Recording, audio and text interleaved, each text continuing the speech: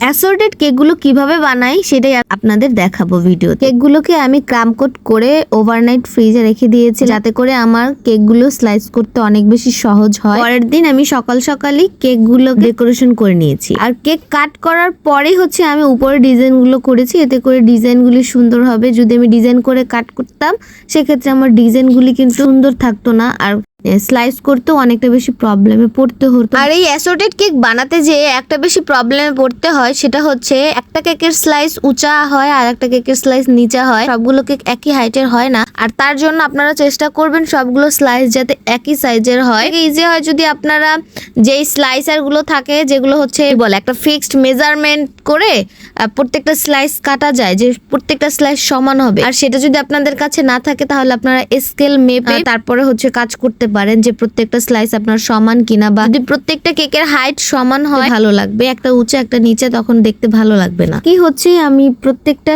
কেকের দুইটা করে স্লাইস রেখেছিলাম, এতে করে কেকগুলো দেখতে যেমনটা সুন্দর লাগবে আর প্রত্যেকটা ফ্লেভারের দুইটা স্লাইস এটা ভালোও লাগবে। একটা স্লাইস উঠিয়ে ওই স্লাইস বরাবর একই ফ্লেভারের আরেকটা কেক দিয়েছি, এভাবে করে আমি সার্কেল করে দিয়েছি যাতে দেখতে অনেকটা সুন্দর লাগে। এক একটা ফ্লেভারের কেক যেহেতু আমি এক একটা কালারে করেছি, তাই চেষ্টা করেছি একটু কালারফুল যাতে হয়, ওইভাবেই কেকের স্লাইস গুলো সেট করার জন্য। আর একটা কেকের কাট করার পরে যখন বিভিন্ন ফ্লেভারের আসলে স্লাইস গুলো বসানো হয় তখন একটু এলোমেলো লাগে, দেখতে অতটা বেশি সুন্দর লাগে না। এজন্য আমি কি করেছি, কেকের চারপাশে প্লাস্টিকের র‍্যাপ করে দিয়েছি। এটা আমরা সাধারণত বেকারিতে দেখবেন আপনারা প্রত্যেকটা কেকেই তারা হচ্ছে এরকম প্লাস্টিকের র‍্যাপ করে দেয়, এতে করে হচ্ছে কেকগুলো নষ্ট হওয়ার অনেকটা বেশি চান্স কমে যায়। আর আমার যেহেতু এটা অ্যাসর্টেড কেক, যেহেতু আমি প্রত্যেকটা স্লাইসই আলাদা আলাদা করা, আমি যদি পাশ থেকে এভাবে র‍্যাপ করে না দিই তাহলে যখন কেকটা ডেলিভারি হবে তখন অনেকটা কেকটা নষ্ট হয়ে যাওয়ার চান্স থাকে।